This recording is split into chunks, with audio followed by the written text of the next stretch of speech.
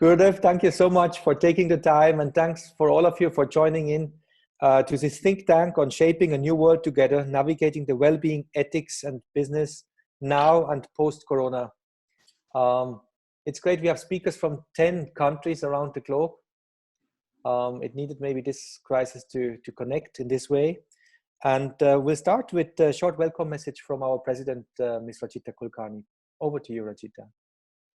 Thank you, Christoph, and Excellencies, honored guests, dear friends, Gurudev. I'll keep it short. I think we have all been in touch, and we are all going through what is an unprecedented time that we are going through as a humanity.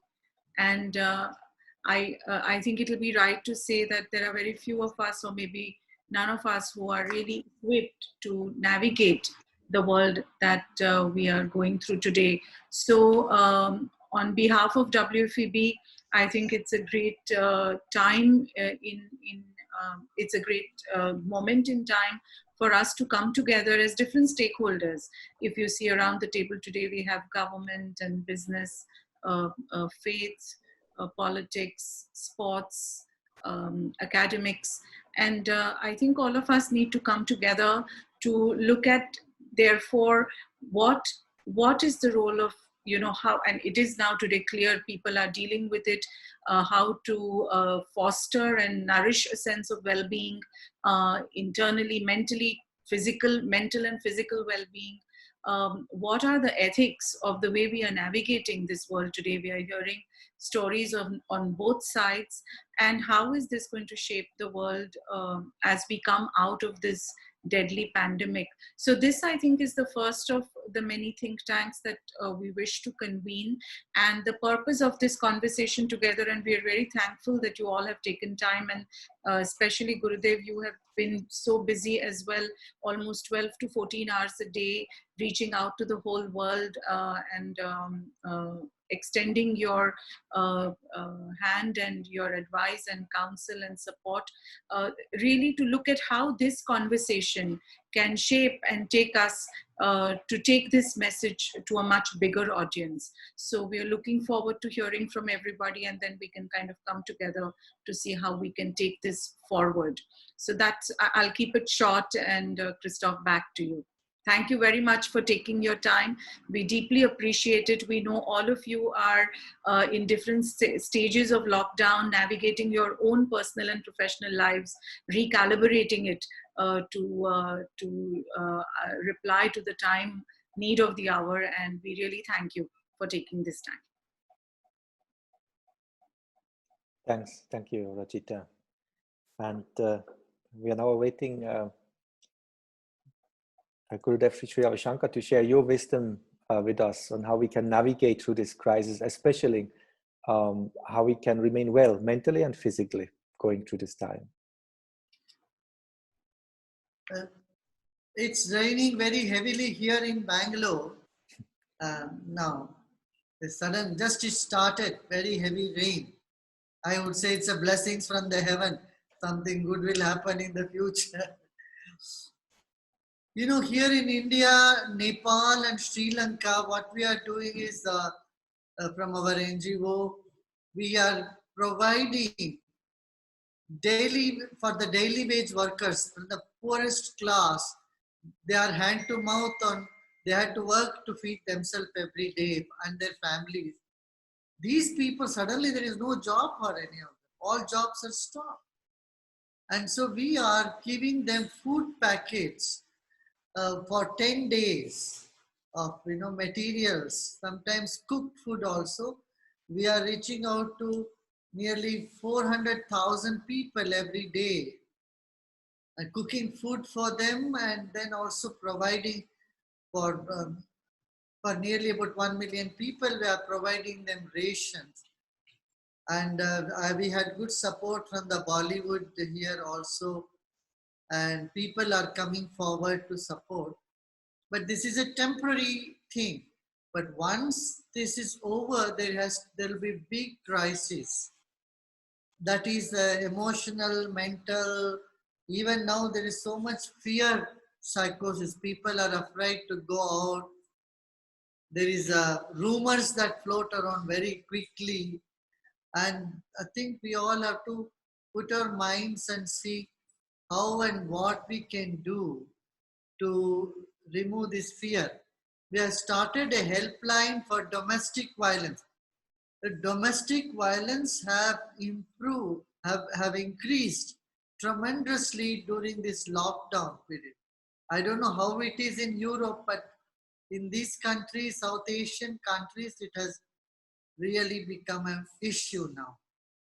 So we need to give them ideas what to do during lockout, and these we are doing with a few expert panels, and also counseling for people, hotline where they can call and they can get counsel, because the fear and anxiety, I tell you, that kills people more than the disease itself. So I often say a strong mind can carry along a weak body, but if the mind becomes weak, it cannot carry on the strong body. Many times people imagine they have disease and they line up and trouble the doctors and hospitals, which are very few. So a lot need to be done now to bring inner peace to people, calm them down, give them hope, make them, do some breathing, make them watch some,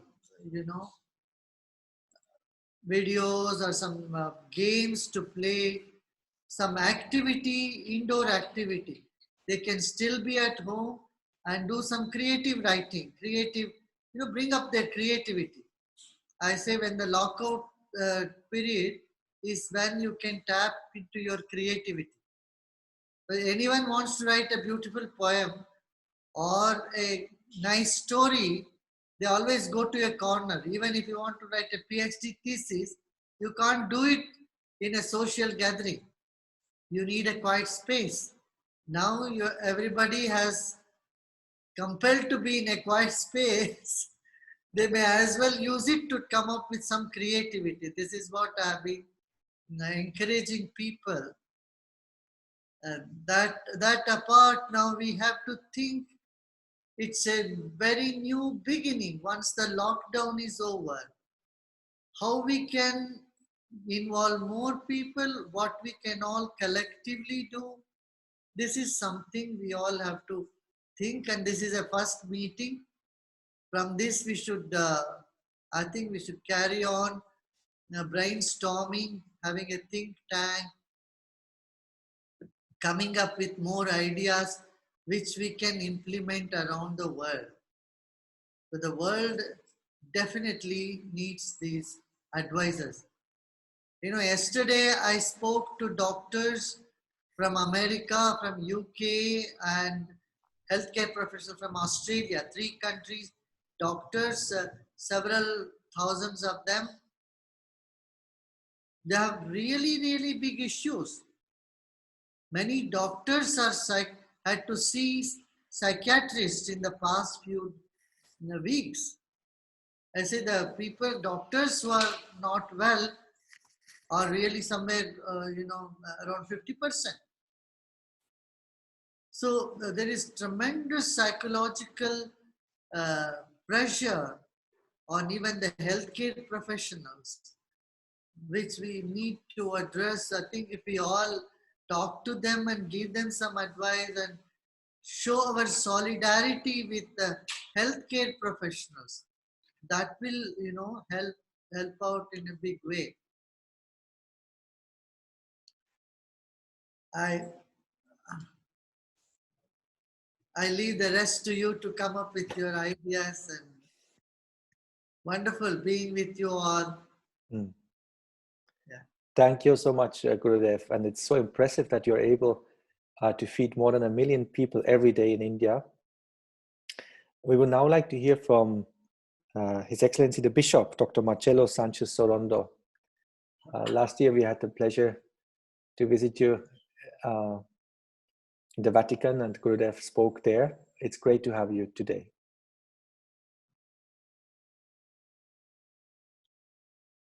Thank you very much for the invitation. I am very happy because we need all people together work to affront this terrible pandemic, this terrible virus. I'd say CDC, we affront something very, very serious. I'd say the doctor. And the more complicated thing is that we don't have a clear solution. We don't have a vaccine. We don't have a medicine appropriated. We don't know this.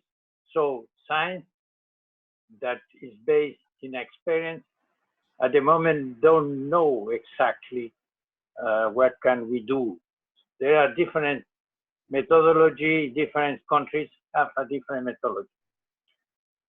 We can say that according to the idea of the gospel, that is a common idea, that for the fruit we know the tree.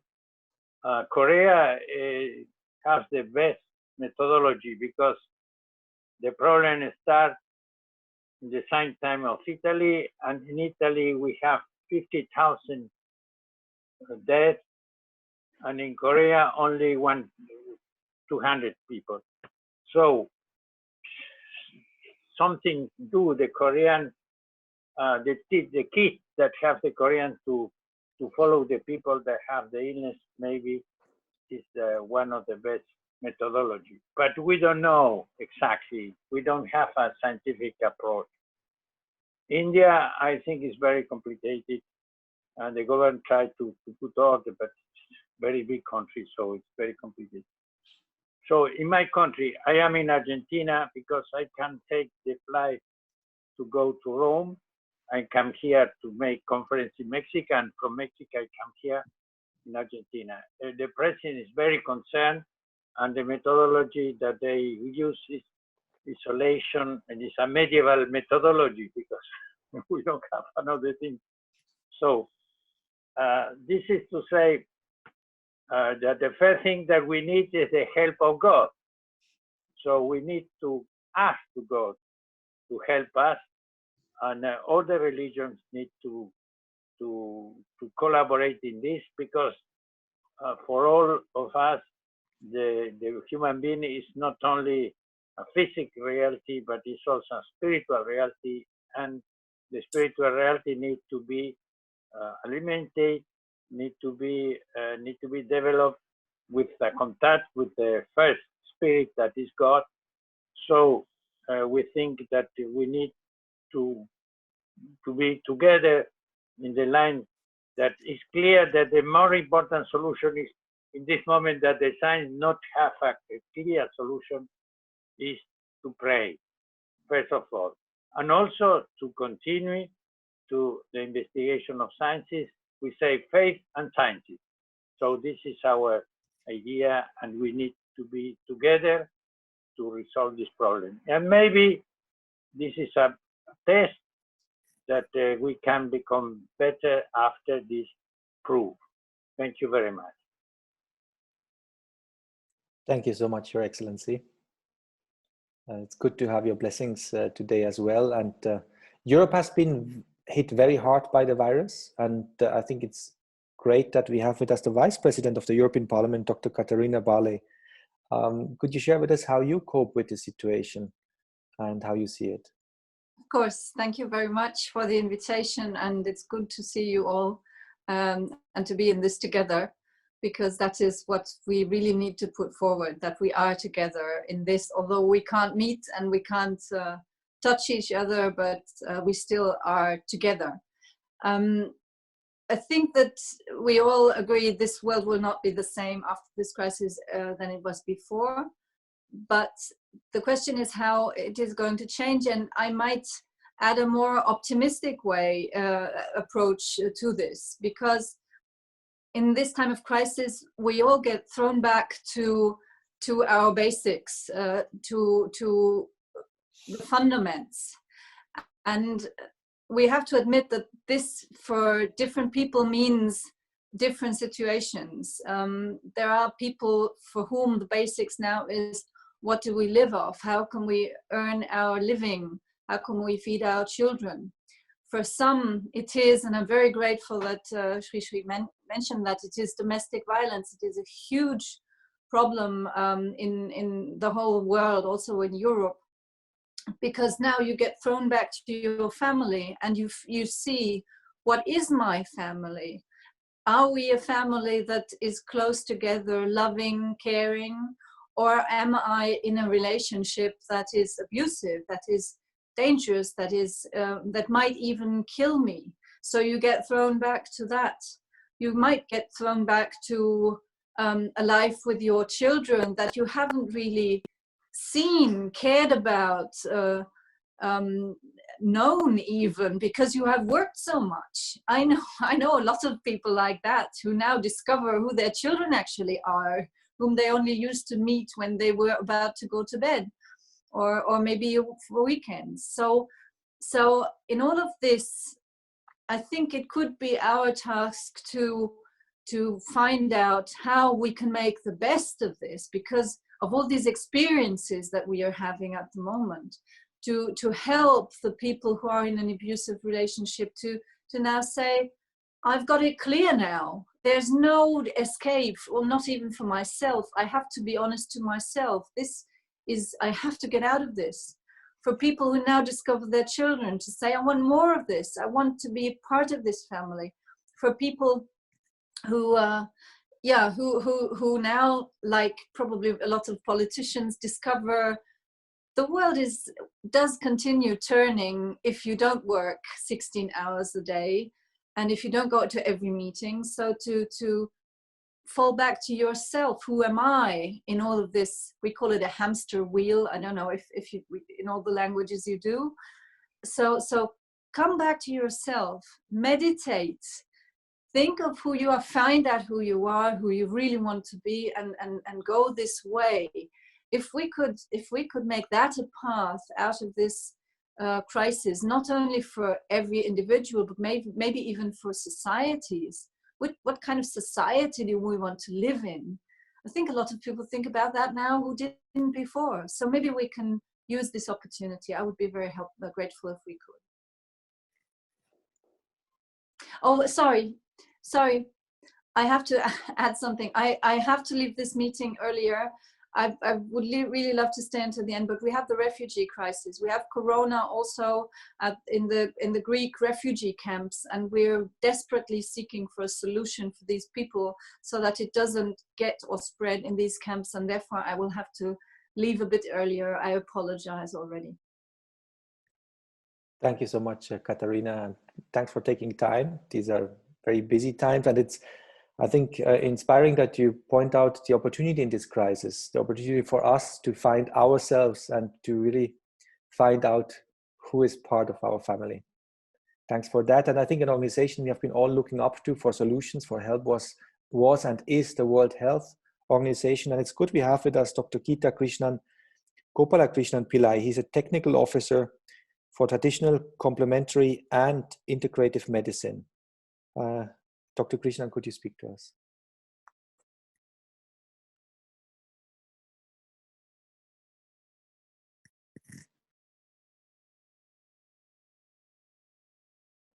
And you would need to unmute yourself.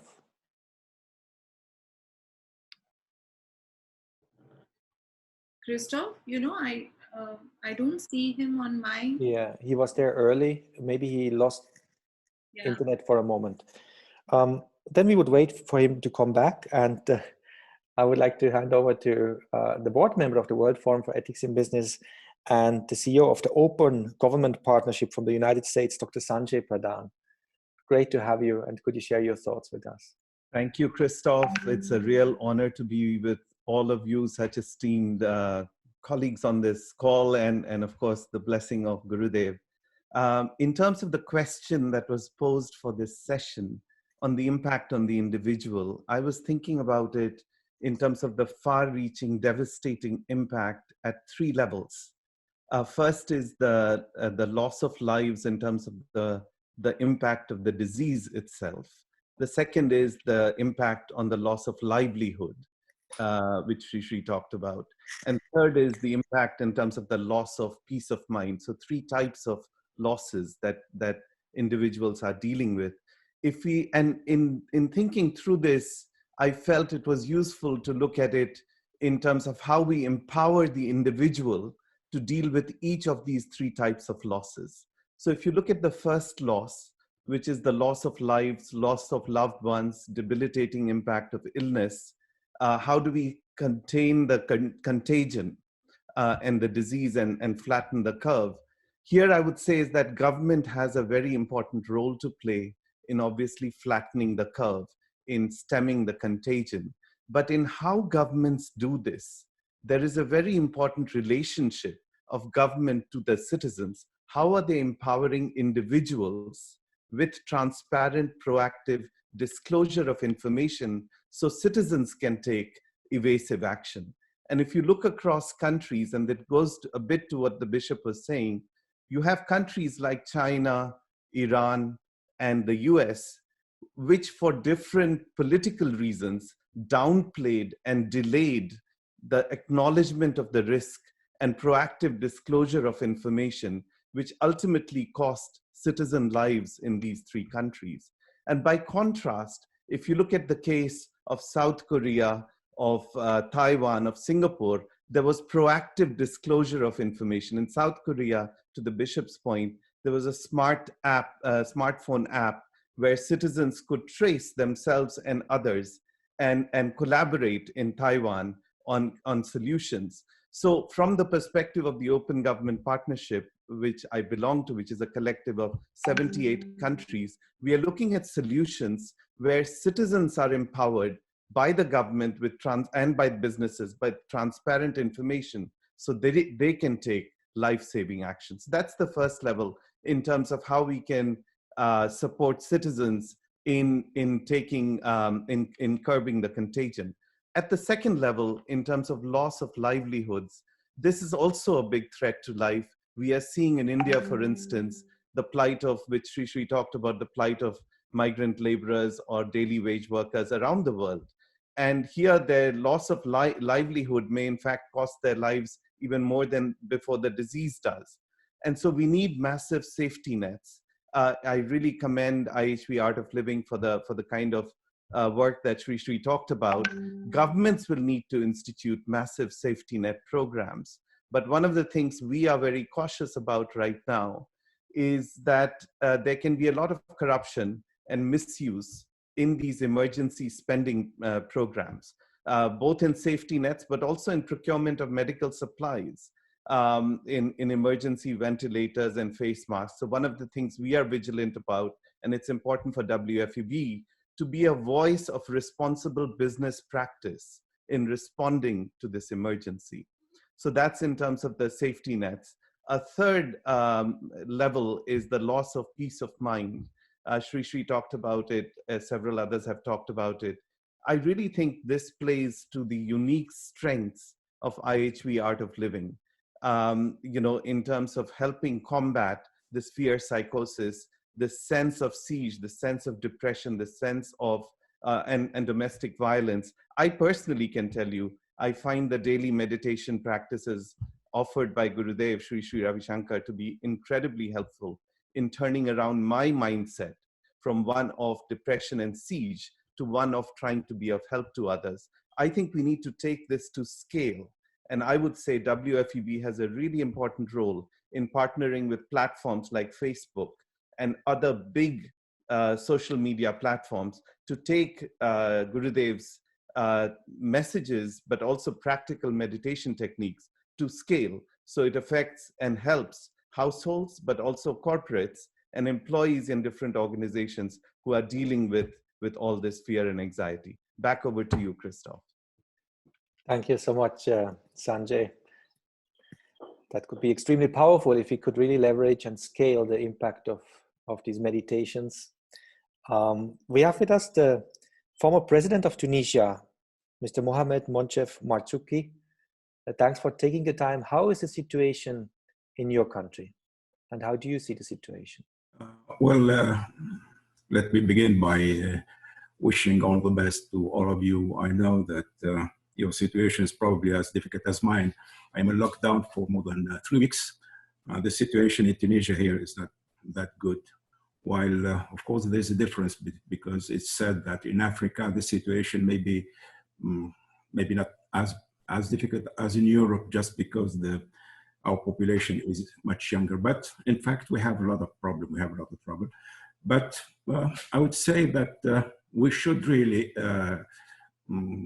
keep our high spirits, and we must fight against this crisis by all means. When I was invited by you to share with you my fears, my hopes, my thoughts, I asked myself, if God gives me life, what would be my memory, what I'm going to recall from this experience, this unprecedented experience in a few years. And two images came to my mind. The first image is that of the people, many big cities, applauding nurses and doctors every evening from the balconies and windows. I must remind some of you that I am a doctor.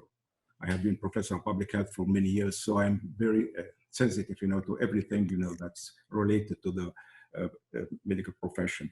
So, and I was struck really by this scene, because remember that it is the first time in all human history that soldiers of life, soldiers of health are celebrated. We have been always celebrating, the heroes of battles, I would say the heroes of death. Now, for the first time in history, we have seen all of us, people, cheering, people applauding, professional nurses, doctors, not only nurses, doctors, but also, I would say, humble people, and here I have to recall, I read from French philosopher. Her name is, let me check, because I would like to pay tribute to her, because she really understood exactly what is important currently. Her name is Sandra Logier. Sandra Logier is a French philosopher, and she said that, in fact, the most important people in society, those who are necessary to life, for life and survival, are the humble people who we no longer see, nurses, doctors, but also paramedics, cashier, delivery men, etc. And this crisis has given them visibility and dignity. And this is probably at least one of the positive outcomes of this global disaster. The second thing I think I was struck by, once again, because I'm a doctor, is the pressure put on the health system everywhere in the world. And it's quite obvious that when this catastrophe is over, and I hope it will be over very soon, we will have to, to reconstruct everything, but especially the health system.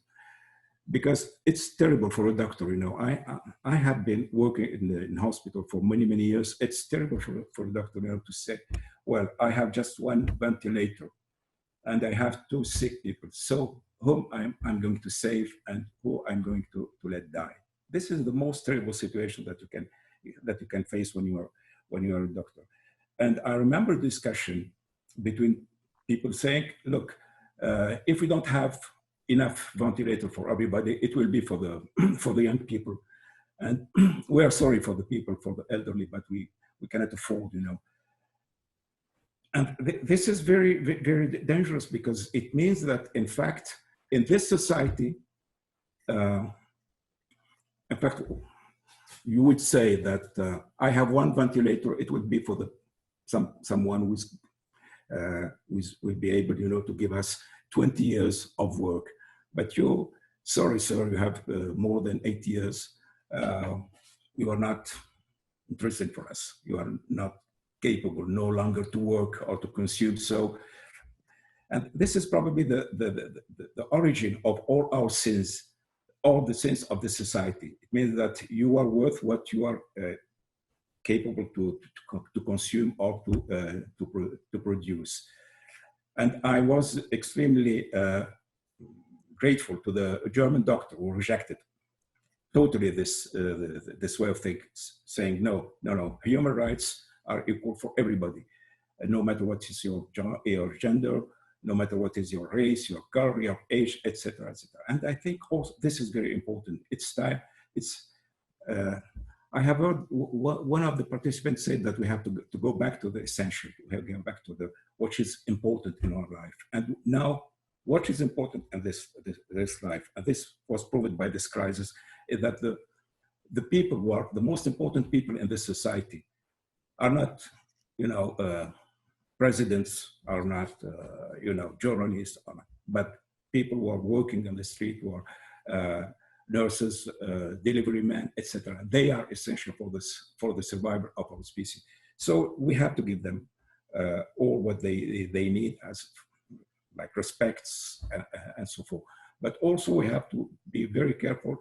Once again, if say this crisis is a total crisis, it's a crisis of the human species at all, as a whole, and we have to consider that we have to. When this crisis is over, probably we'll have to think over everything, and maybe in the Arab world we say "Jazallahu shadaidu khairan." It means thanks God for your crisis, because those crises are in fact will be good for us. We will do something with this crisis, and this is probably what we will have to do the next time, trying to extract the best from this crisis. Thank you so much. Thank you so much, Your Excellency, for shining the light also on this really terrible dilemma and choice doctors have to make sometimes in this crisis. I would like now to hand over to Mr. Alojz Peterle, the former Prime Minister of Slovenia. Hello. Regards from Slovenia. I'm in isolation. Severe measures were undertaken by the government. I would say that people generally follow very well, and I never experienced so much solidarity, even humor, I would say, creativity, and I think that what is new in this situation is, I would say, a self-reflection. People are dealing with the basics, as somebody already said today, and people reflect, people consider different questions, and I see positive element in this in this aspect. And people do study many, I would say, many things, and this pandemic is not the first in the history, and I think that the part of the answer to the question what to do is related to the fact that in those pandemics some people died and the others no, they didn't, and this means I think that the immunity is the key word in this respect, and what we can do is to strengthen our immunity, and I think WFEB knows very well how to do that, and I think that. But on the other side, we don't know, we cannot predict what will happen tomorrow. A virus can reappear. And in the neighboring Italy, which has been strongly affected by the virus, the medical doctors had to decide whom to help in the difficult situation. And they decided to help those who have chance to survive. I'm over 70 now, so I wouldn't be treated there because there is a lack of ventilators, and I'm too old to have good chance to survive. So these are now very serious issues. These are survival questions, And of course, people, especially in the countries where there is a lack of masks or ventilators, of protective equipment, there is a real problem. And I think that this is also a very ethic question: whom to help, what to undertake, how far to go with the measures. And it's interesting that people. I spoke with many people because I'm here at home. I can talk with many people by phone, and people are thinking, what message is this, and what sign is this?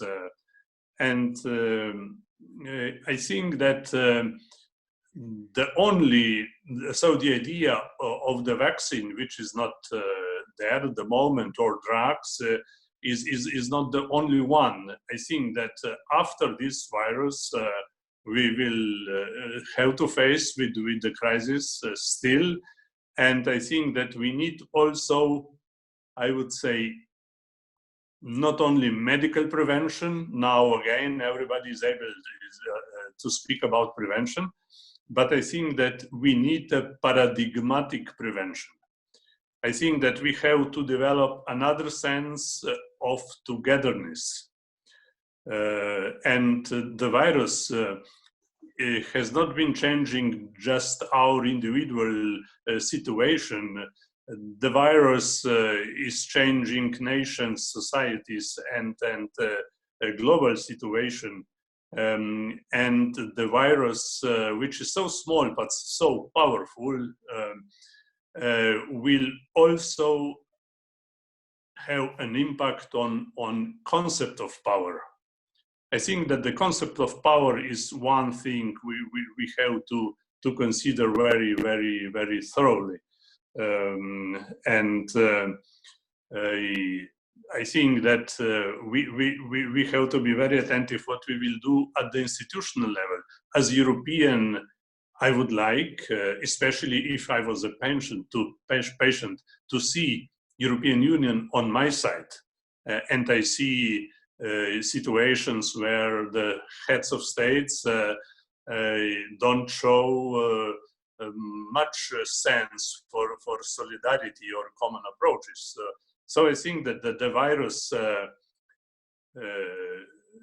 is something what I would put in a special way. Virus likes striptease. You understand? I think we will see ourselves as we are. I mean, and the time of the truth in the financial crisis, I would say we saw part of it, but I think that the virus will reveal even more, and we will have go back to the basics individually, nationally, globally, as the Vice President of the European Parliament already said at the beginning. Thank you so much, Mr. Peterle. I think it's good to remind us that we need to look for a new sense of togetherness. We have now the honor to hear our WFEB board member and the former member of the European Parliament, Joe Leinen. Joe, over to you. Yeah, hello to all of you. It's really an honor to have this think tank conversation on my birthday today. As I said before, is a highlight of the day, and so many good ideas. Indeed, I live here exactly on the German-French border, and we have been fighting for years to have open borders, and we had open borders, and suddenly the borders are closed. And this is especially painful for the many people that have to work on the other side of the border. They lose a lot of time if ever they can join their workplace or what they have normally done, visiting families or as well going to shop. Anyway, we have to take care that this virus is not separating us, but should have the potential to unite us. And of course, we have as well solidarity in Saarland, my region, somehow we have not many deaf people, whereas in France, the hospitals are full. So by helicopter, we took this very heavy, let's say, injured people to our hospitals. So there is a sign of solidarity cross-border, which is so good. It is symbolic, but it is important to show it, and not to close down and to as well discriminate other people because they are from another country, even they live only a few kilometers away from you. So I think that solidarity is a big empathy, and solidarity is a big tool in these times. And there are a lot of questions with the people, how it continues. There's anxiety, there's fear. And I can only confirm what was said before, that the trust and transparency is so important. Executives, the governments are taking measures that you never would accept normally. They are restricting a whole society, they lock down a whole society. You would normally not accept this one. And you only accept it because you trust that it is first necessary, and second, that it will not end in locking down permanently your rights and democracy, but that in a certain moment, in a few weeks, hopefully, everything goes back to normal. But we see in Hungary and in Poland two examples where the governments misuse the situation. Orban has just abolished the parliament and has done a law where he can, without limits, by the ordinance, can do what he wants. And in Poland, it's a little bit the same. So I think what was said by Sanjay and others, we have to look that we go back to normal, and that liberty, democracy is coming back, and not that societies are hurt to authoritarian and untransparent, corrupt mechanisms that take place. I have one hope. You know that I wrote a book because I won the World Parliament. I think that we are in one world, and I have written 4 years on that book, that we are one world, and the world is chaotic in a way, and we need to have a world order where we belong together. And maybe this pandemic shows us that in every corner of the world you can be affected. And if you see that Boris Johnson is in hospital, you have not to be poor. You can be powerful, you can be rich. And no doubt that Bill Gates, the richest man of the world, is investing heavily since years against viruses. That's his main fear, that all the billions he has, if there's nothing, if he gets a disease where you have no vaccine. So I would agree as well to a former president from Tunisia, which I welcome. I have seen him in the European Parliament in Strasbourg when he had a splendid speech, that we come down to basics, and health is empathy, friendship, love are basics. And I think Rachita and Christoph and Gurudev, that's a big chance for our World Forum, that we, after these weeks and months, remind everybody not to lose these moments, but to continue and distinguish basics and important things in life for society and for this planet Earth, and the not so important things. I'm a football fan. Yeah, now for weeks you have no Premier League, you have nothing. In India, I think you have no cricket. Yeah, you miss it in a way, but it's not existential. Yeah? It's a gadget. It's an additional thing that you enjoy, but it's not important. And I would say indeed that doctors, nurses, teachers, kindergartens, whatsoever that cares about people, that's important, and other things are less important. Maybe that's a lesson that we learn in this crisis. Thank you. Thank you. Thank you, Joe. And it's good to hear and read about the great solidarity, for example, between Germany and France in this crisis. I think two countries which not always have stood so close together. Now, you just mentioned that sports might not be existential. Last week, the Wimbledon Games got cancelled, the first time since the Second World War, since 1945. And for a moment, that felt existential for me as a great tennis fan. So I'm very happy we have a Wimbledon winner, a former Wimbledon winner, and the former coach of Steffi Graf. He is now the head of the Swiss tennis for women. Heinz Günther with us. Heinz, how do you look at this crisis from the world of sports?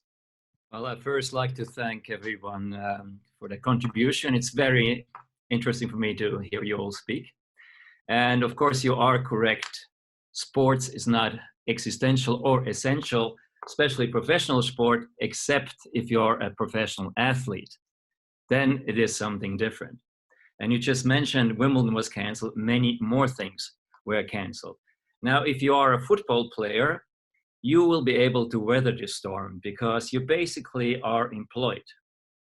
Most likely, most of the clubs will pay their players at least a portion of their salaries.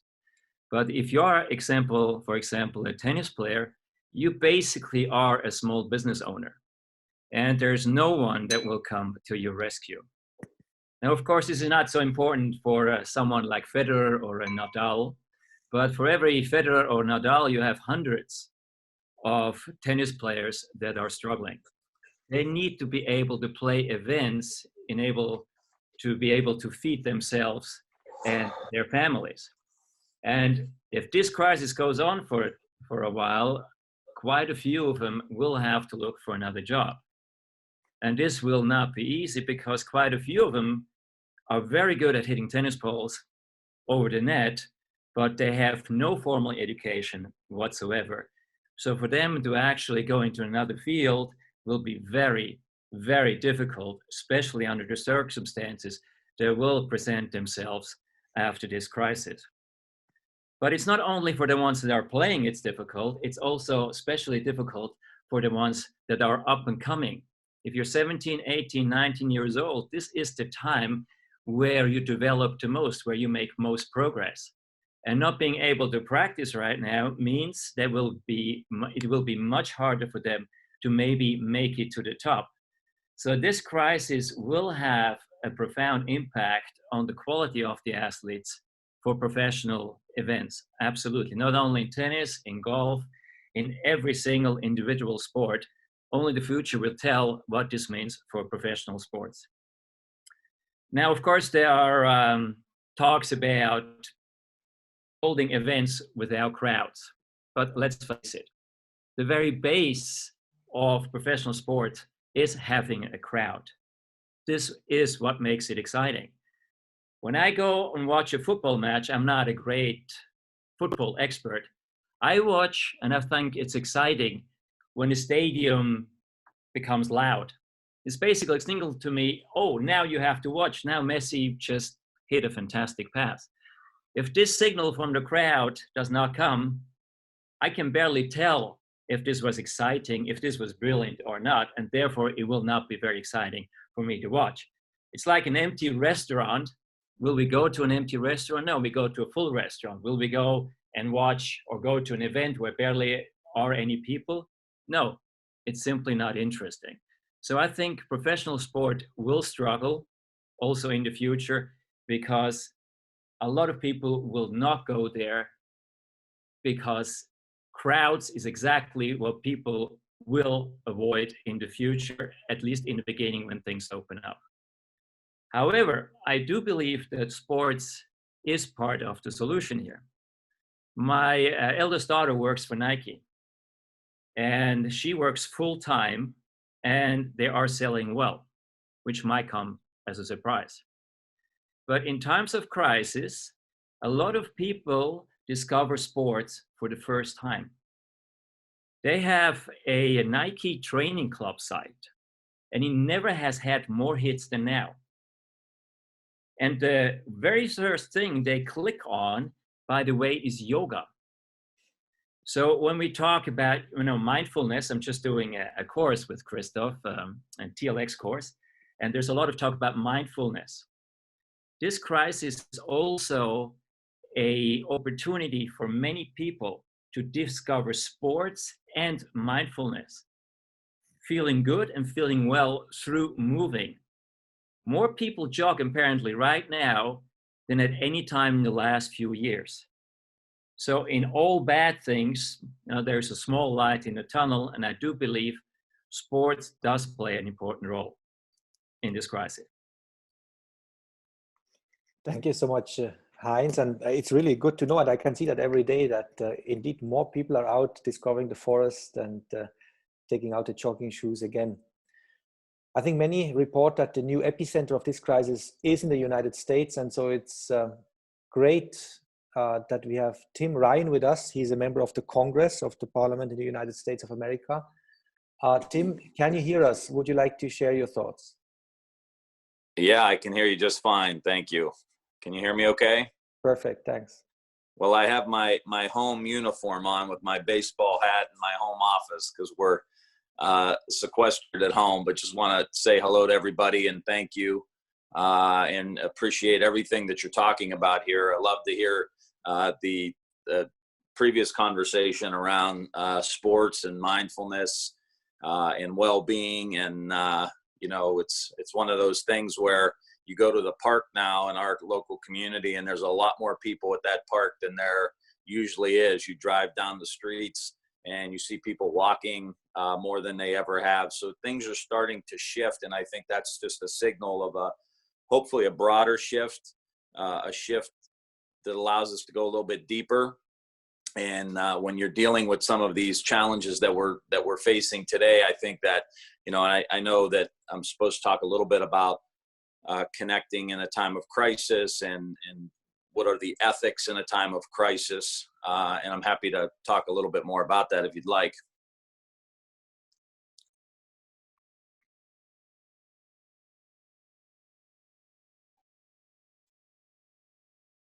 Yes, that would be wonderful. Please, please share your thoughts.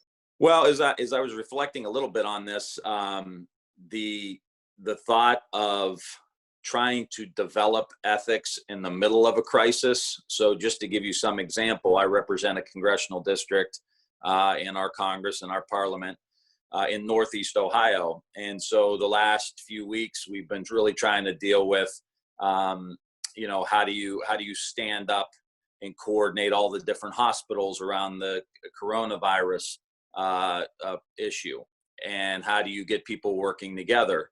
How do you take care of the workers? How do you build excess capacity? So then, which I almost missed this call and can't stay as long as I wanted, but we realized that we had an outbreak in the middle of the local federal prison that's not far from us. And that there's about 90 people in the prison who have symptoms, 3 or 4 have died, the workers are sick, and it's going to overrun the local hospitals. And so this is kind of the issue that we're dealing with this morning and yesterday and the last couple of days. So I say that as now is not the time to develop your view on what your values are, on what the proper ethics are.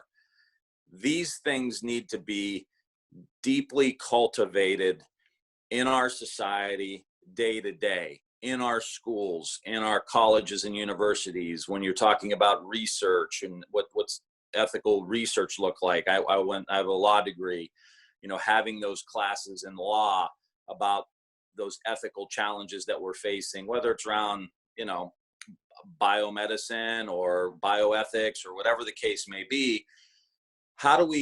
What's the proper what are the proper values that we have? And so I think if they're not developed by the time you're in an emergency, that's a really bad thing. And I think in the United States, we're starting to see why those things not being cultivated properly at the highest levels of leadership lead to certain things happening that may not be reflective of the values of the vast majority of the people in the country. It's no different than an athlete. Who are the athletes that perform in the pinch, in the crunch, when the game is on the line? It's those athletes that have learned how to develop mentally, physically, emotionally, how to regulate yourself in the middle of a heated environment, how to stay clear in the middle of a heated environment, how to make sure that your energy flow is good but not hyperactive. And we need to do the same thing and cultivate that in our own society today. So the big takeaway for me in all of this is that we, coming out of this crisis, we really need to focus on how do we develop ethics and values and get really, really clear as a society on what those are. And ultimately that will help us whenever we're in the middle of a crisis. Thank you so much, Tim, for your comments and reminding us that the education on ethics is so integral to every society. Yeah. We see it. We see it in the ideas around social and emotional learning in our schools. You know, what is social and emotional learning? It's really teaching not just how you deal with conflict, but also what's going on inside of you that makes you act a certain way that may not be in line with your values. And that's okay, but we need to teach you how to work your way out of it. And we have all of these examples in our schools that we're doing here in Ohio around bullying, for example. So if the bully, you know, isn't handled properly, or you're not making people aware of why they're acting out, why are they bullying, you're not going to ultimately solve the problem. That's why mindfulness, meditation, you know, the Kriya Yoga, breathing, all of these things that help us drop in, get disconnected from, you know, what's going on in our head, our ego, our self, and get a little bit grounded in our real self.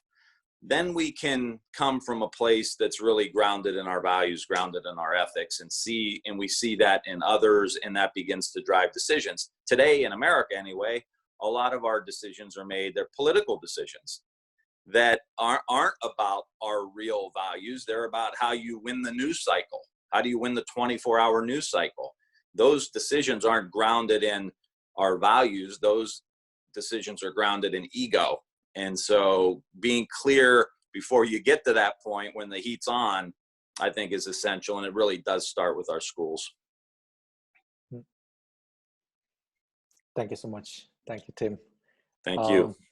We have virtually traveled around the world in these last 60 minutes, and I think it's time to visit the country of peace. And the representative of this great country, Eric Solheim, the former head of the UNEP. It's wonderful to have you. Could you share your thoughts? Thank you so much. Happy to speak to you and listen to all your great ideas. Of course, pandemics we have always had through human history. But this is the greatest crisis for this world in our generation, and for sure the greatest crisis in the world since the Second World War. So it's a real mirror of our time. And we see the worst, which is egoism, which is blame gaming, which is shaming different groups. But much more typical, we see the best of humanity. We really see people making great sacrifices for others and encouraging people to do their best. So it's in many ways a great time. But I agree very much with the starting point of Shishi, which is people want protection. They are scared. They want to survive these epidemics, and then we need to provide the best policies available. And I'm very sorry to say that the debate about what is the best policies is now over. We can see it. I mean, there is very difficult to disagree to the numbers, and the numbers speaks very loudly. Japan has about 80 people dead from the virus. South Korea has 160. Singapore has 6. The combined death toll of Spain, France, and Italy tomorrow will pass 40,000. Number of dead in the United States for sure will be at the very minimum in the number of tens of thousands. So there is an enormous difference between East Asia on one hand and Europe and North America on the other. Even if we leave out China, because in China, as was said here, they messed it up in the first place. And since mid-January, they basically got everything right in China, and now life is coming back. Subways are running, people are going back to the workplace, tourist attractions are reopening, and the only scare in China is how to avoid importing the virus from Europe and North America. So whether the system is authoritarian or democratic, basically every East Asian nation have done well. compared to very few success stories in Europe, and for sure no success in the United States. I think we need to zoom in on what is the success of East Asia, and very briefly to summarize it, it's widely testing, that testing everyone, testing as many as you can to establish who are infected. Secondly, we are tracing all those who are infecting, figure out who they met over the last few weeks. And thirdly, isolating those who are infected. In my nation, Norway, if you are infected, you are sent back to your family to spend your time there, which have a great likelihood of providing the virus to the rest of your family, to the people who are most dear to you, to your husband or wife, to your children, to your parents. While of course East Asia, that's unthinkable. Will always be sent to a hotel if you're infected, so that you can spend the time there until there's no chance of transmitting the disease to others. So I think the numbers now speak so loudly that we in the West need to simply give away our arrogance and start learning from the enormous success stories. So yes, China, Japan, South Korea, Taiwan, Singapore, you can basically pick the country of which you like best. Those who don't want to learn from China can pick South Korea or Singapore or whatever nation to learn from those. Secondly, the long-term perspective. And I mean, this virus, of course, has shown us that we have one humanity. We started in Wuhan, a city most people in the world had never ever heard of, is now on the mouth of everyone all around the planet. So we have one humanity. And the striking is, of course, that we need to come out of these crises as one humanity, and we need leadership. And to be very blunt, this is the first global crisis in the last more than 100 years where there's been no American leadership. Every other crisis, the United States have been the lead nation. The United States led us in Versailles in 1919. Maybe not everything was great, but President Wilson came there and provided the leadership. 1945, the establishment of the UN, the World Bank, International Monetary Fund, again, done by the Americans. 1989, end of the Cold War, George W. Bush provided the leadership. Financial crisis in 2008, 2009, again, American leadership. Basically, any crisis we can mention since the early part of the 1900s, the US provided leadership. In this crisis, there's not even an attempt from the United States to lead the world, which of course means that the rest of us, meaning Europe, European Union, European nations, India, China, others must come together to provide the leadership the world needs and invite the United States for sure to join. But we need leadership to create a common humanity. I'm very touched by the word we heard from Slovenia, which is the word together. That is really the call of today. We need to be together in this, together everyone, Europe and India, China and the US, Africa, Latin America, everyone. Only together we can come out of the crisis, and only together we can form the common humanity we need after this crisis. And finally, let's also put our aims high. Let's get out of the crisis better than we were when we came into the crisis. Let's, when we now have all these stimulus packages for the economy, all the different policies for the recovery, let's aim those high. Let's make sure that there is a greener world, a fairer world at the end of this crisis than they were when they got into the crisis. And political leaders can ensure, and people putting pressure on business and politics can provide for that all over the planet if we really aim at build back better for a common humanity. Thank you. Thank you so much, Eric. And I think in this think tank, in this call today, we can really feel, I can feel the togetherness. And it's good to reflect that this is the first time since 1900 that the US is not taking the leadership. And so in this call, it's time to give the call back to Gurudev Sri Ravi Shankar, who had opened. Gurudev, we had now a great discussions, great insights. How would we want to take this forward? How can we take that forward to reach more people and to take care of the people around the globe? And this is exactly we all should think and come back with some ideas, more solutions.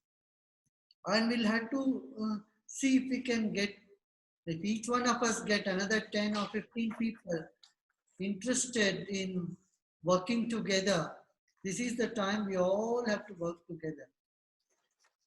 Leaders of various political parties, leaders of various religious denominations, spiritual organization, sports fraternity, business, all of us have to put together our ideas, our brain, and right away plunge into action. I think it will be good to meet again, be in touch with us all. Of course, each one of us are busy in our own ways, but it's very nice we could take this much time today, and in the next meeting, maybe in 2-3 weeks or 3 weeks later, we can come up with more names and more people who can be part of us, and we can exchange our ideas through World Forum for Ethics and Business, and then we can compile it and see what action plan and how we can help and assist to create more awareness about this. This is needed. First, help people to come out of anxiety, prejudice, and see what we can do. Also, how there are many remedies around the world, alternative herbal remedies that people are talking about. This is a time we can also explore. For example, China has found some natural remedy that is helping people prevent more spread. Like that in India also there are some. Let us keep our minds open and see what all different ideas may come from different corners, and see the best for the humanity. We'll work for it. Wonderful. Nice being with you all. Eric especially, thank you so much. You could take time. And Tim, I'm sure I know you're very busy, and it's wonderful to have Tim and all of you from all over the world. Once again, wonderful. Thank you. We'll keep in touch. Thank you so much. Thank you so much, Gurudev, to take the time, and thanks to all of you for being with us. I really feel inspired, and I think we are committed to meet in another 2 weeks. We'll be in touch with you. Right, Rachita? When we were discussing that we will come together for about 70 to 90 minutes, I was thinking how much can we, it's a short time. We are always so used to spending a lot of time together in our conferences. But this last hour has been so rich in insight and so deep in experience that it has given many, I think, ways, ideas for ways ahead. I for sure have made a lot of notes and a lot of thoughts that you all shared. Sanjay, your idea of, 3 levels, life, livelihood, and peace of mind. Gurudev himself has been saying how we can connect ourselves better to ourselves and to each other. And that is what Mr. Petale came out when you were talking about sticking into it together, and the ethicality of, how life is getting conducted today. I mean, we have been pushed in a situation where we actually have to choose who to let live and who can we let go. And as His Excellency the Cardinal said, it is a time for really prayer and realizing that it is a spiritual churning in a way we are going through. And Dr. Mazuki, we are aware of, how close this is to your heart. It must be, because as a doctor yourself and having been in the field of public health, I think, you have a lot more subject matter expertise to bring into this. And Joe, we heard about what's happening of the airlifting of patients from France. Katrina shared about how we are going back to the basics. And Heinz, your idea of really, to me, really exploded my mind to the fact that it is indeed maybe not exist, it is indeed not that sports is not existential. It is indeed existential. We are all experiencing that we're cooped up in our apartments, and I for one live on the 32nd floor. If I can't get out, I mean, what do you do with your physical activity? And Eric, we were talking that, you know, of course now nature seems to be reclaiming itself, but and you for one must be very happy to see the air cleaner and the waters bluer, but it is coming at a very big cost. So and of course what Tim shared about the need for decisions to be made more out of the objectivity of it and not the impurity of the intention in that sense. Gurudev's idea of meeting back in 2-3 weeks, I think, gives us some very important food for thought. And we look forward to receiving some more inputs from you on how we can scale this discussion. Should we do it, should we do conversations theme-based, where we bring people, say, from alternative medicines together on one platform and make it available, say, as a wide broadcast to the whole world, so that people become more aware? I mean, suddenly homeopathy seems to have become very, people have suddenly got news about homeopathy because Prince Charles said that he got cured of homeopathy. In my part of the world, Ayurveda today, a lot of immunity building is happening because of the Ayurveda medicines. It's also in many other parts of the world, this now medicines are reaching. So maybe something for alternative medicines, maybe something for sports hinds separately, where we can bring sports people together to look at how they are getting affected and what they can actually in turn do to empower. So a lot of ideas, I think, coming up. And what we would look forward to is if we can request from you some more thoughts, some more ideas on how we can scale this up, in form, in design, in platform. It will have to become, it will have to continue to be virtual because of what we are compelled to be in as a situation, but we will take this ahead. You know, on another hat I wear of academics, I'm seeing how this is affecting the world of education. It has completely disrupted the paradigm of how we teach and learn, and what it is doing to students' minds, to parents, and to teachers. So there are many things for us to, I think, dive deep into. So what I would say is we will be in touch with all of you to hear more from you, get more ideas. And in the coming weeks, I think we foresee a lot more engagement, a lot more scale. And we hope that all of us, as the first think tank, continue to kind of work together as a group to make this happen. And once again, thank you very much for taking this time. We've had many members of our team who have been observing. I can see Mr. Poran, he's one of the directors of WFEB. I can see Dr. Ajay Tejasvi is on the line from Washington, part of our team from America. I can see Dr. Fari also joining in from Harvard, a part of our team. Christine, I can see Swami Jyotirmaya, one of the very leading voices today of well-being and mindfulness meditation in Europe. And I can see Neringa and Christine, part of our team, with us. Thank you for your effort to put this first think tank together, and thank you very much to all of you for your time. Thanks, Rachita. And as we still have a couple of minutes till 6, if anybody of the distinguished speaker would like to comment on how we should continue now, then please, the word over to you. Anybody would like to comment on how we shall continue our conversation?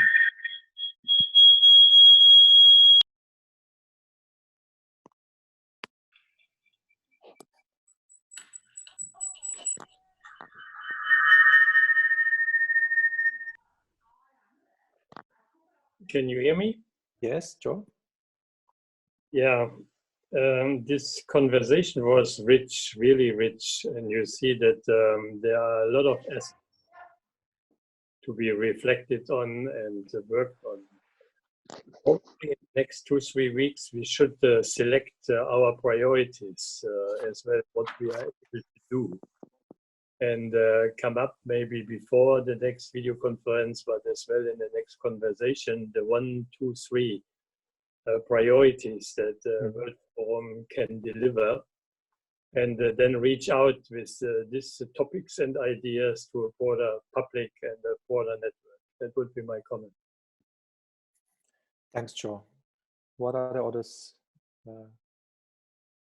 Please. Who else would like to comment? Christoph, I had Sanjay here. I had one thought, which is that this has been such a broad-ranging conversation on a very broad array of subjects, from medical ethics to political ethics, and a whole range of issues in between.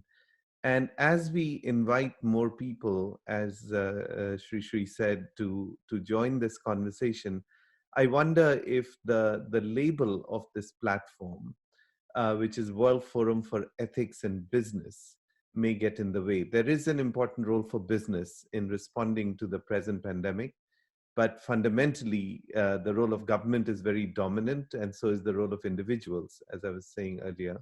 And I wonder, in a lot of the things we have discussed have some intersections with business, but they have very broad intersections with other stakeholders. So I'm just wondering whether the label will become limiting when we invite others. So it's just more food for thought, because in a sense, what we discussed right now was more World Forum for Ethics rather than World Forum for Ethics in Business. And I say this because as we expand this conversation, one thing I've been reflecting on is across North and South, across ideological divides, the dominant role of government has never been in question at this point. And a lot of things will revolve around the role of ethics of governance, including, some of the aspects of health ethics and so on. So I just pose this as a challenge or as a question that we should think about as we proceed. Back over to you. Thank you, Sanjay. Who else would like to comment?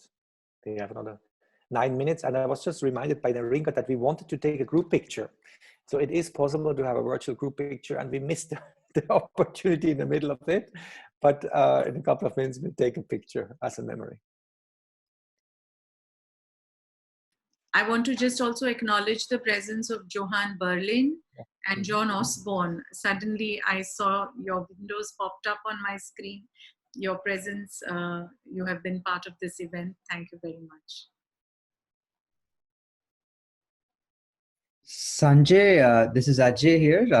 Just to respond to the suggestion of Sanjay to focus perhaps on something, maybe a few tracks that we can all maybe then focus on, and find a way to bring business into this conversation, because it is an essential pillar of society. And as you noted, as we've also noted during the course of the conversation, livelihood is going to be a big issue. And government alone can't provide the sort of subsistence or means of employment. So we'll have to find a way to have the private sector involved. And I think the ethics of how people are selected, the ethics of how business will run in the future, I think we have a unique opportunity to make them part of the conversation from the get-go. So I just wanted to offer that to the committee. Thanks, Ajay. Thank you. And it's so nice to see so many friends again. It's very nice to see you all and hear you. So may I add something? Please. Yeah, so I like very much the accent on the empowerment of the individual. Then the second point, how to empower the institutions which are challenged by this new situation. And I would like to add, so business was mentioned as well, also professionals. The alternative ways were mentioned as well. And I see that even within the so-called conventional category of medical doctors, there are different views about virus, about immunity, what the government should do, and so on. And I would wish more focus on these 3-4 points: individuals, institutions, professionals, business. Thank you, Mr. Petra.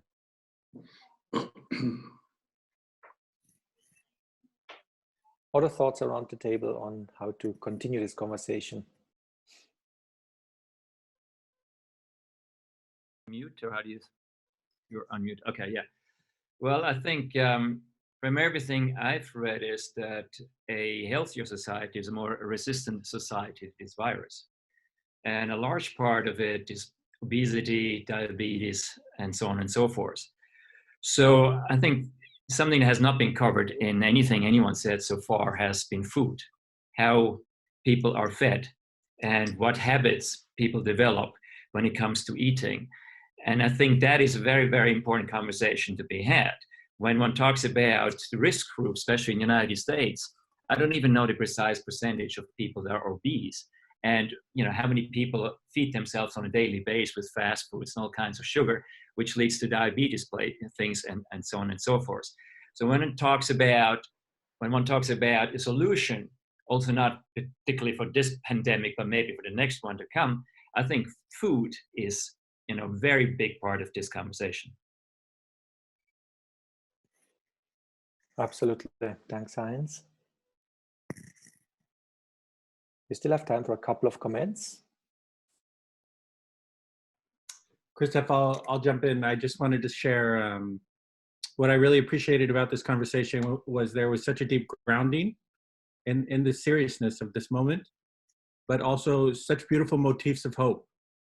And the one idea I would put forward is you and Rajita, Christoph, you and Rajita are very good moderators.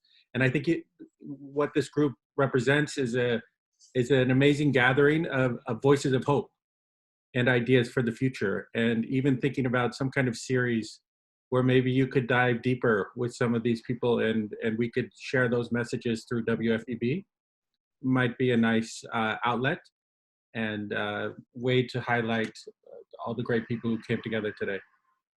Thank you. Great idea. That would be like one-to-ones, huh? Yeah. Thank you so much. I feel enriched and I leave with more hope. And we'll meet back again soon. Thank you. Thank you very much. Thank you. Thank you. Thank you.